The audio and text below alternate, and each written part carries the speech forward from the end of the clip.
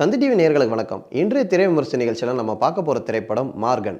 விஜய் ஆண்டனி நடிப்பில் புதுமுக இயக்குனர் லியோ ஜான் பால் இயக்கத்தில் வெளியான இந்த படத்தில் அஜய், சமுத்திரக்கன்னி, பிரகீதா உள்ளிட்ட பலரும் இந்த படத்தில் நடித்திருக்கிறாங்க. இந்த படத்தோட கதை என்னன்னு பார்ப்போம். இந்த படத்தோட கதை எப்படி நகருதுன்னா, சென்னையில் ஒரு பெண் மர்மமான முறையில் கொலை செய்யப்படுகிறார்.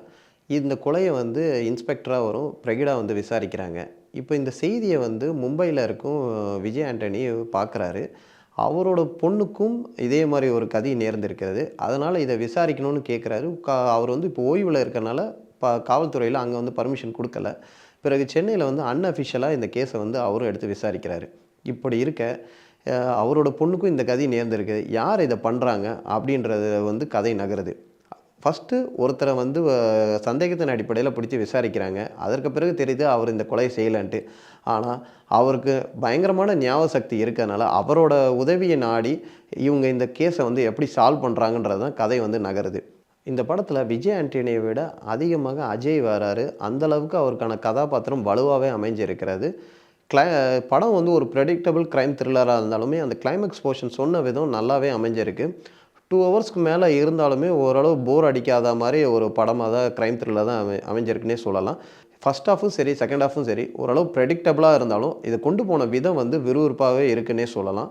அந்த அளவுக்கு அடுத்தடுத்த சீன்ஸுகள் காட்சி அமைப்புகள் நகர்த்தியிருக்காரு. எப்படி நம்ம மலையாளத்தில் க்ரைம் த்ரில்லர் சப்ஜெக்ட்ஸ் வருதோ அதே போல் தமிழ்லையும் இப்படி ஒரு க்ரைம் த்ரில்லர் சப்ஜெக்ட்ஸ் வரும்னு எதிர்பார்த்த ஆடியன்ஸ்க்கு இது ஒரு நல்ல ஒரு விஷுவல் ட்ரீட்டாகவே இருக்குன்னு சொல்லலாம். படத்தோட ப்ளஸ் எல்லாம் பார்த்துட்டோம். படத்தோட மைனஸ் என்னென்னா, செகண்ட் ஹாஃபில் சில இடத்துல ட்ரிம் பண்ணியிருக்கலாமே சொல்லலாம்.